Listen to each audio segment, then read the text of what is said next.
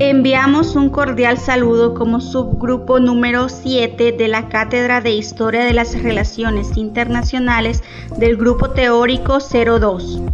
A continuación presentaremos el tema La unificación de Italia, partiendo de sus antecedentes.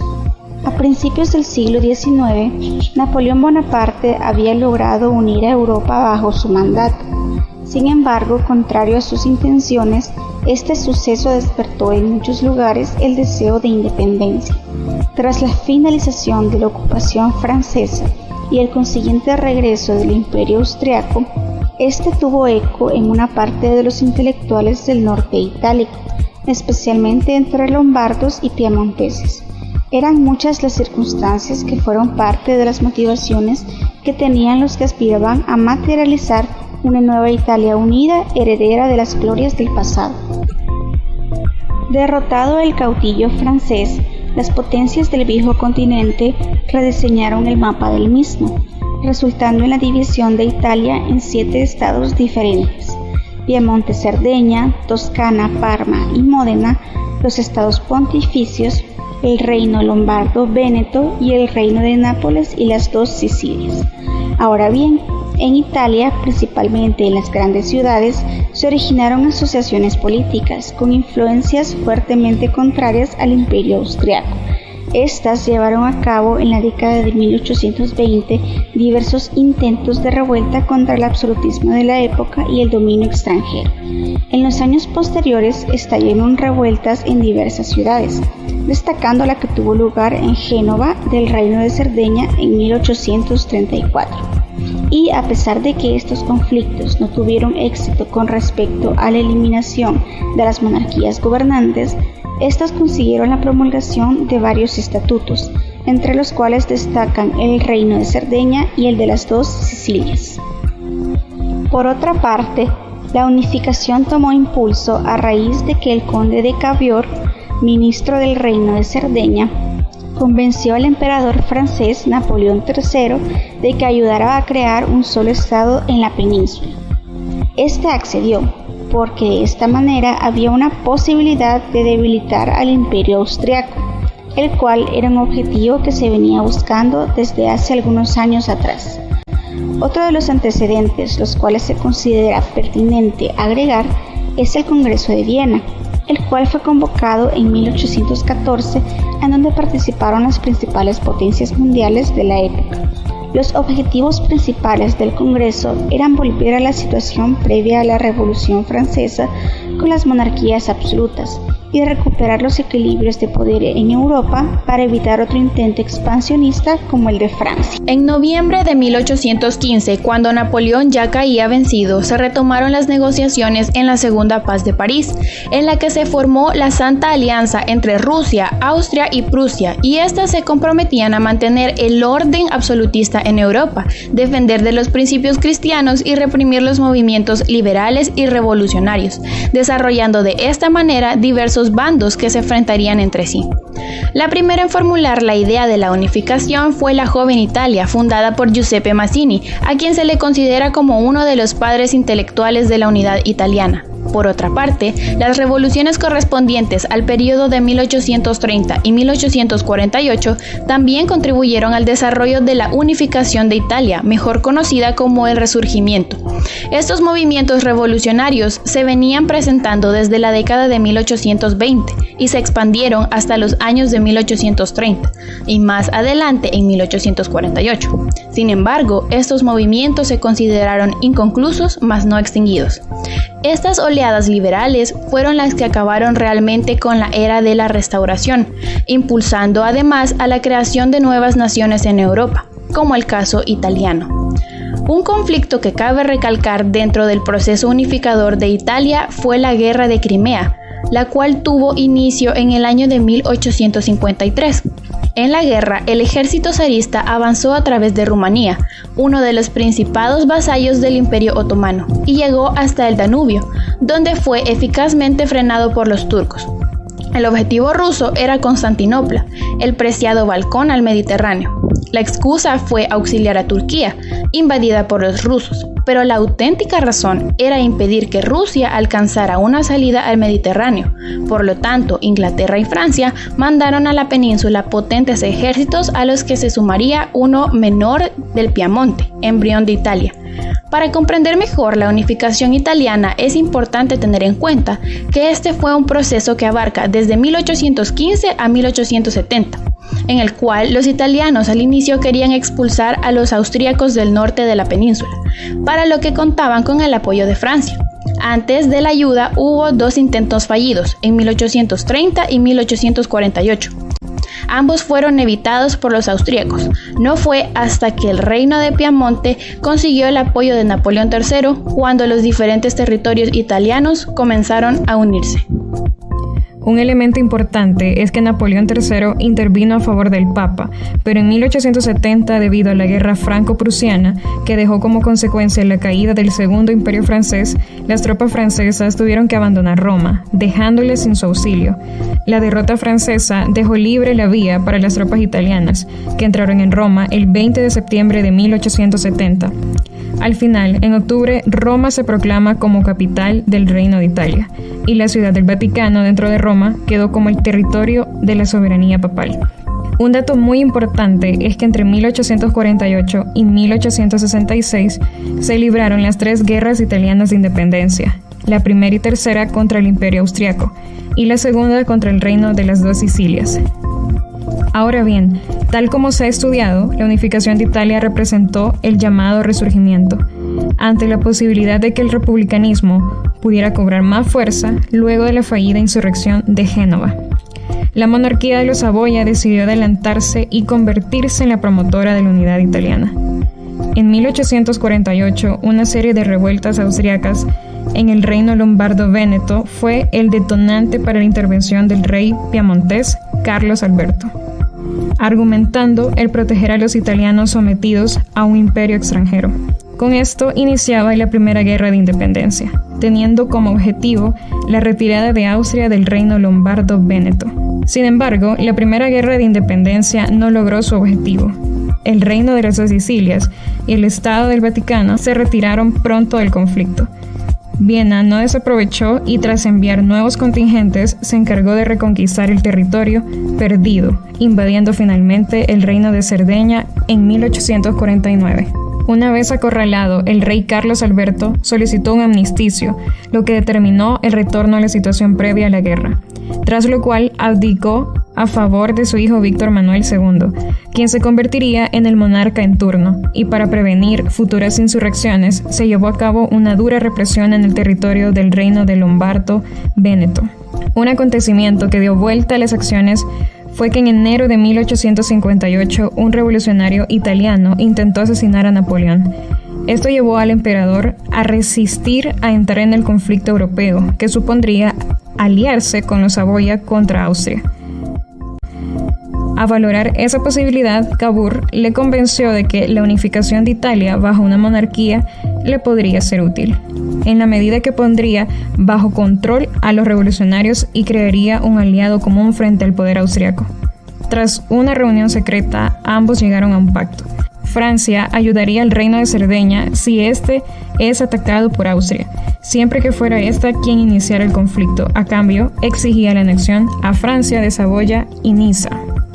La Segunda Guerra de Independencia Italiana dio inicio en 1859, luego de firmar un acuerdo secreto con Napoleón III de Francia, quien se proclamó emperador de Francia a finales de 1852. El conde de Cavour ordenó llevar a cabo una serie de maniobras militares cerca de la frontera con Austria, gesto que desde Viena fue interpretado como provocación. La campaña militar fue muy corta, finalizando con la victoria de sardos y franceses. Sin embargo, Napoleón III firmó un armisticio donde establecía que Lombardía pasaría al dominio de Víctor Manuel II, pero Venecia permanecería bajo dominio austriaco. Giuseppe Garibaldi se dirigió a Sicilia y posteriormente a Nápoles, reinos donde obtendría frecuentes victorias y conseguiría la huida del rey Francisco II hacia los estados pontificios. El ejército sardo de Víctor Manuel II conquistó los estados pertenecientes a la Iglesia, exceptuando a Roma. El monarca se reuniría con Giuseppe Garibaldi en Nápoles y el reino de las dos Sicilias terminó por declarar su incorporación al reino de Cerdeña. Finalmente, el 13 de marzo de 1861, el primer Parlamento Nacional declaró a Víctor Manuel II como rey de Italia. A pesar de que el Reino de Italia ya había sido declarado, una ciudad de gran importancia seguía siendo perteneciente a Austria. Sin embargo, este asunto se solucionó con el llamado Tratado de Viena del 3 de octubre de 1866 y el armisticio de Cormos, en el cual poco tiempo después ratificaron la anexión de Venecia a Italia. La cuestión romana era otro asunto pendiente de resolver. Al ser Italia la heredera del legado romano, la llamada Ciudad Eterna no podía dejar de pertenecer al reino. El rey Víctor Manuel envió una carta al Papa Pío IX en la que solicitaba por la indispensable seguridad de Italia y de la Santa Sede. Debido a las circunstancias que se atravesaban en la época, como lo era la guerra franco-prusiana, el pontífice no tuvo otro remedio más que aceptar tal solicitud. Existen 4 etapas en las que podemos dividir el proceso de unificación italiana. La primera etapa comprende el periodo entre 1820 a 1849. En los estados italianos se habían ido creando grupos que unían un espíritu reformista y liberal con el ideal de unidad. Este sentimiento, en un principio minoritario, se refugiaba en sociedades secretas que habían sido activadas en las revoluciones de 1820 y 1830. Empezó a asentarse el sentimiento nacional bajo el nombre de Risorgimento. En esta primera fase se formularon proyectos concretos para la unidad. Los más importantes fueron 3. La creación de una república unitaria defendida por Mazzini y su Joven Italia, la idea de Garibaldi, la idea de una federación o confederación en torno a los estados pontificios y con soberanía papal planteada por Gioberti, y la idea de D'Azeglio, según la cual la unidad de Italia debía ser llevada a cabo por la dinastía Saboya y debía crear una monarquía constitucional. Segunda etapa, de 1849 a 1859. En esta etapa, el rey de Cerdeña, Víctor Manuel II, y su primer ministro, el conde Camilo de Cavour, fueron quienes iniciaron los movimientos para enfrentarse a los austriacos, quienes se habían anexado los estados de Lombardía y Venecia. El plan principal era buscar el apoyo de alguna gran potencia. Las directrices para conseguir la unidad eran que ésta se realizaría en torno al Piamonte, el más industrializado y avanzado de los estados italianos, y que se debían unir las estrategias con otras fuerzas. Para ello se creó la Sociedad Nacional Italiana, dirigida políticamente por Cavour. En segundo lugar, la unidad italiana debía convertirse en un problema internacional y para ello Piamonte debía integrarse en el concierto europeo. La ocasión fue la Guerra de Crimea en 1854. En tercer lugar, había que conseguir el apoyo de Napoleón III en la lucha contra Austria. Francia apoyaría la causa italiana a cambio de Niza y Saboya. Tercera etapa, de 1859 a 1861. Las victorias de Magenta y Solferino sobre los austríacos terminan con la unión de Lombardía a Piamonte. Luego, en marzo de 1860, se produce la anexión de Italia Central. Los ducados de Parma, Módena y Toscana y la Romaña, con presión militar piamontesa, realizaron plebiscitos mediante los que acordaron unirse a Piamonte, como se había acordado en el Tratado de Turín. Francia recibió Niza y Saboya. Lo que seguía era la anexión del sur de Italia en la segunda mitad de 1860, por iniciativa del Partido de la Acción y dirigida por el republicano Garibaldi, con el apoyo de Cavour. La expedición de los 1000 voluntarios se dirigió a Sicilia, para luego ir a Nápoles con la intención de derrocar al rey Francisco II. Garibaldi entró en Nápoles, acabando con el reino de las dos Sicilias. Un plebiscito ratificó la unión de Nápoles y Sicilia al reino de Piamonte. Además, es en esta etapa donde se proclamó a Víctor Manuel II como rey de Italia. y la cuarta etapa de 1861 a 1870. Para finalizar, tenemos la cuarta etapa. Este proceso se alargó por casi 10 años. La Unión de Venecia se realizó en el marco de la unificación alemana en el momento que se daba la guerra austro-prusiana. Italia apoyó a Prusia en la guerra, por lo cual se dio Venecia a Italia y con ellos los austríacos habían sido expulsados de la península. Además, se resolvió la cuestión romana y Roma pasó a ser la capital del nuevo estado. Ahora pasaremos a abordar las causas de la unificación italiana. Esas fueron principalmente 5. Primero, la burguesía piamontesa. En esa región se encontraba el rey Víctor Manuel II y su ministro el conde de Cavour, quienes fueron los impulsores apoyados por la burguesía piamontesa, que desean ampliar el mercado y unificar Italia, ya que toda la península tenía la misma cultura, la misma historia, entre otras cuestiones. Y son ellos quienes dan los primeros pasos para ir unificando progresivamente la península italiana. Segundo, el nacionalismo del siglo XIX. Cobra mucho auge de los nacionalismos, un movimiento político que lucha por la autodeterminación de las naciones de cada país para independizarse de un ente mayor que se considera externo y de esa forma construir un nuevo Estado. Ese sentido nacionalista hace que en varias regiones de Italia surja la idea de la unión total. Tercero, el liberalismo. Surge en el siglo XIX y es un sistema filosófico, económico y político que promueve las libertades individuales, intentando limitar al gobierno dándole mayor poder al individuo. A manera de ejemplo, se puede mencionar el caso del norte de Italia, que sus leyes venían de Austria, pero ellos querían autogobernarse buscando una democracia representativa y la división de poderes. Cuarto, causas intelectuales. Desde el Imperio Romano había una misma raza, la cultura era la misma. Esto hizo que ellos pensaran que debían ser una sola nación. Quinto, causas económicas. Si se unificaba Italia, podían realizar un comercio más libre, eliminar las barreras aduaneras, el mercado sería más amplio y generaría mucho más ingresos y trabajos. Ahora bien, pasaremos a las consecuencias de la unificación italiana. Primero, la unidad política y territorial de toda la península italiana, cuyo rey sería Víctor Manuel II. Segundo, el desarrollo económico, ya que no hay aduanas, el mercado es más amplio y existió un resurgimiento económico. Tercero, desequilibrio entre el norte y el sur, ya que el norte era mucho más evolucionado, más industrial, y el sur era más agrícola, rural, y en cierta manera menos evolucionado. Como siguiente punto tenemos a los actores. Dentro de los actores involucrados más representativos en la unificación italiana encontramos a Víctor Manuel II, quien llevó a cabo la unificación italiana, asistido por el primer ministro Camillo Benso, conde de Cavour, apodado el padre de la patria, esto debido a su popularidad y al ser el primer rey de Italia unida.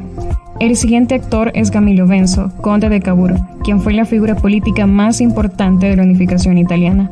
Él puso en marcha la maquinaria necesaria para que la región de Piamonte pudiera conseguir la anexión de los estados italianos y cumplir así el sueño de formar el Reino de Italia. Otro de los actores a destacar es Giuseppe Garibaldi, quien en 1848 formó un grupo de voluntarios para luchar en favor de la unidad italiana contra los austriacos y contra los franceses de Udine, que asediaban la Roma republicana. Garibaldi se convirtió en un héroe para el pueblo de Italia del norte, pero tuvo que volver a exiliarse debido a la persecución que franceses, españoles y napolitanos emprendieron contra él. Por último, pero no menos importante, encontramos a Giuseppe Mazzini. Su carácter revolucionario rápidamente se manifiesta cuando en 1815 ve como su ciudad natal, Génova, se incorpora a Piemonte, Cerdeña. Sus ansias por contribuir de forma activa le animan a unirse en 1827 a los Carbonarios, pero abandona esta sociedad de carácter revolucionario al considerarla poco eficaz. ¿Cuál es la importancia de la unificación italiana para las relaciones internacionales? A lo largo de los años, Italia ha incidido fuertemente en las relaciones internacionales, pasando de ser uno de los imperios más importantes en la historia de la humanidad hasta ser una de las potencias mundiales de la actualidad. La unificación italiana representó un gran paso para la conformación de una Italia unida desde su separación en 1815. Las relaciones internacionales se ven plasmadas en la dominación de cada uno de los estados por distintos estados extranjeros que condicionaron la explosión de guerras y conflictos entre los estados italianos que no permitían su unificación, pero que mediante el espíritu nacional y el deseo de independencia por derrocar los regímenes monárquicos, la unificación pudo ser posible.